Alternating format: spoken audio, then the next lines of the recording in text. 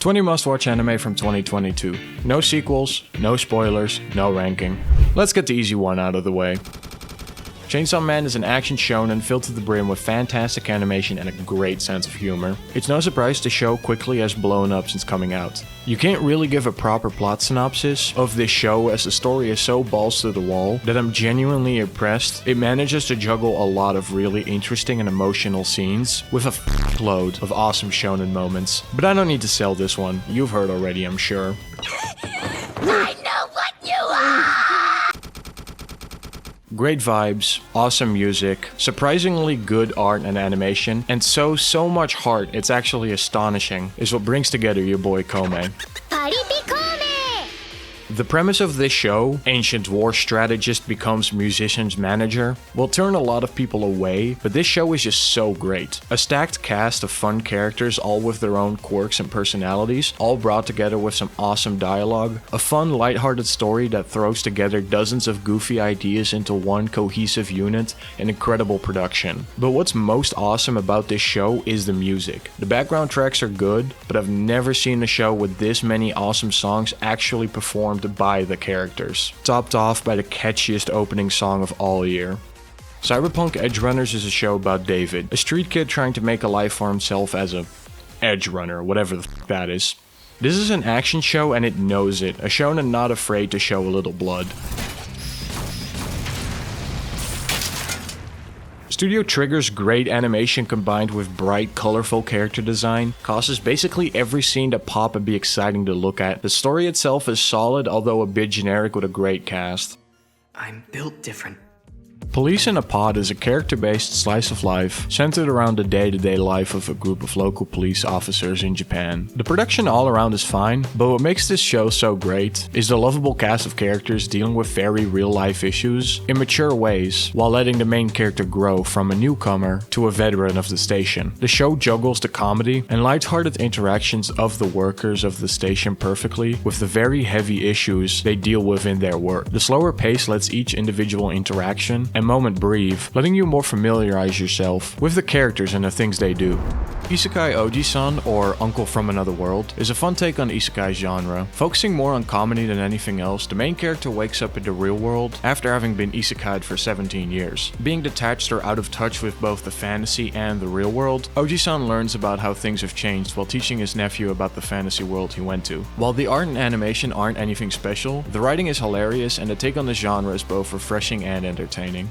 This show has an ugly start and reaches a bit too far in the ecchi category at some points, as the characters take some pretty unrealistic and frankly annoying actions. But once the second arc comes around, Dress Up Darling rapidly becomes an extremely likable rom-com centered around its cosplay theme. Gojo is a genuinely good guy and you start kind of cheering for the nice things that happen to him. The romance itself is genuinely pretty wholesome and the story becomes fun as time goes along.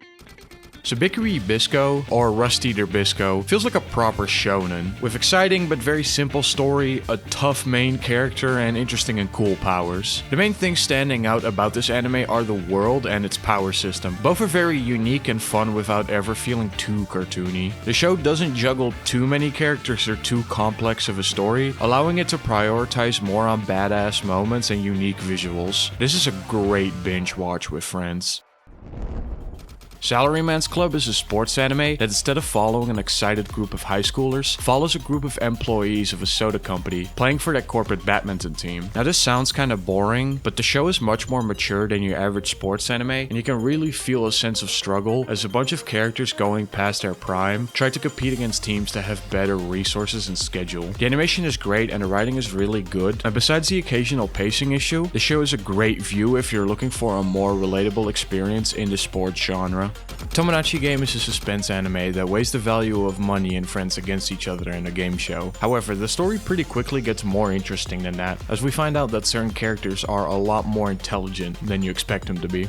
The best way to describe the premise is Squid Game meets Death Note, however the stakes are smaller than in each of these shows, which honestly works better for the type of story being told here. A lot of shows like this will have the answer feel like it came out of nowhere, but with this show it feels like all the pieces and hints were always there to begin with, which makes the eureka moment feel more earned and exciting. This is a boring anime about maids where nothing interesting happens. What is happening? What the fuck? Akiba Maid War combines maid cafes with extreme mafia violence to create a comedy in a style you'll rarely come across. This is an action comedy top to bottom with absolutely hilarious dialogue and a dumbass plot. Like, they'll have people fight to the death just for some maid action figure. The action is so out of pocket and awesome, it'll surprise you on first viewing. This show stunned me. Like, strong recommendation. This shit is fucking hilarious. Here it is, you were all expecting it. Spy X Family is a comedy show about a James Bond-esque character becoming a family man for the sake of his job. The show's main strengths are its great sense of humor and extremely lovable characters that each have their own secrets that they try to keep from the rest of the cast. Except for the daughter character who essentially knows everything, but always takes the wrong interpretation because, well, she's a kid. The show is filled to the brim with wholesome feel-good moments and the occasional tear-jerker or action scene. You quickly begin to care for all these characters and start wanting their made-up family to become a real family. Tekken Bloodline is an adaptation of Tekken 3, following Jin Kazuma's journey for revenge. With an almost entirely 3D art style, this show's visuals are extremely divisive. However, because of its fun, fight-heavy story and short runtime, the show will be exactly what some people are into, especially if you enjoy fighting games. This is a short, quick, good time. Eminence in Shadow is a story about a guy who is so in love with the idea of being a secret badass with a false identity that it completely overpowers any decision he makes. Trying his hardest to look like a background character during the day, while wanting to be the most extravagantly overpowered and showy edgelord of all time during the night. The visuals are surprisingly good in many parts, so while the plot isn't anything particularly special, the action and humor are awesome. Vampire in the Garden is a pretty interesting story of a human soldier and vampire queen seeking a home where they will be accepted together. While the premise isn't exactly original, the show has some very emotional scenes and the character writing is great. The biggest weakness of the show is how short it is. It definitely could have used some more time to explore certain characters, but the main character's journey feels solid and you can feel a good sense of development even episode to episode. And they become great roommates. Nah, just messing around, this is definitely Yuri coded. Being made by Wit Studio, the show uses a lot of muted tones and creates a great sense of verisimilitude despite its world being very fantastical. The Yakuza's Guide to Babysitting is a slice of life anime about a member of the Yakuza babysitting. I know, shocking. The show lives in Spy X Family's shadow, which is kinda sad because it has a lot of very awesome emotional scenes. The show is more centered around the problems Kirishima has trying to look after the boss's daughter, and there's a very nice feeling to the two main characters' interactions as they try to understand one another. In the year 2045, internet and artificial intelligence have become widespread in outer space. Following a massive accident at a space station, a group of children are left behind. This is the premise of Orbital Children. You will either love or hate this show. Being centered around a very young cast, it's easy to get annoyed with the characters, especially because of its slower pace. But if you're willing to see past that, there's a lot of really good and interesting world building here, as well as a very fun and unique story carried by very bright and colorful visuals.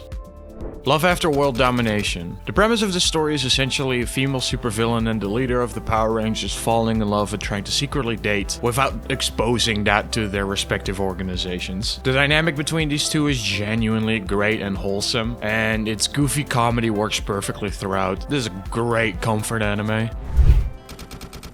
Summertime Render is a supernatural mystery story set on a secluded island in the middle of a boiling summer. The show is a genuine thriller that knows how to build up and pay off suspense over and over again.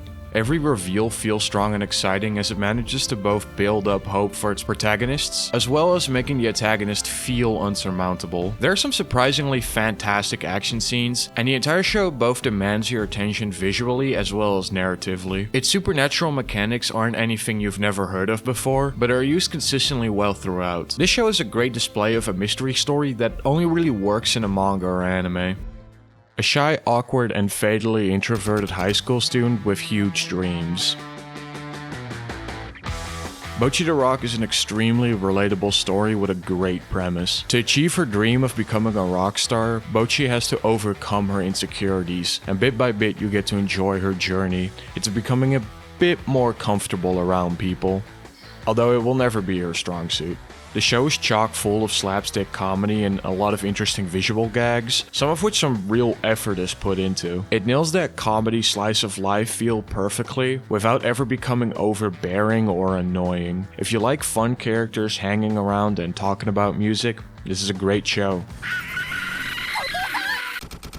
Blue Lock takes your traditional sports anime and throws it out the window. The show's presentation is absolutely awesome, but what makes it so great is how it turns a team sport into something individual, giving it a really unique flavor. Focusing almost entirely on only one position played in soccer, the striker, the show puts its entire cast through grueling training and competition, entirely secluded from outside life in a almost sci-fi setting, for the sole purpose of making Japan's ultimate striker. The characters take this premise so serious, which could easily make the show falter, but with how intense its action is and how good some of the dialogue is, it manages to ride a fine line and make a really unique experience within the genre. But the best part about Blue Lock is the deep delve it takes into the value of ego, which you won't find anywhere else in the genre. So if you're interested in that, I got a video on the channel about the psychology of Blue Lock.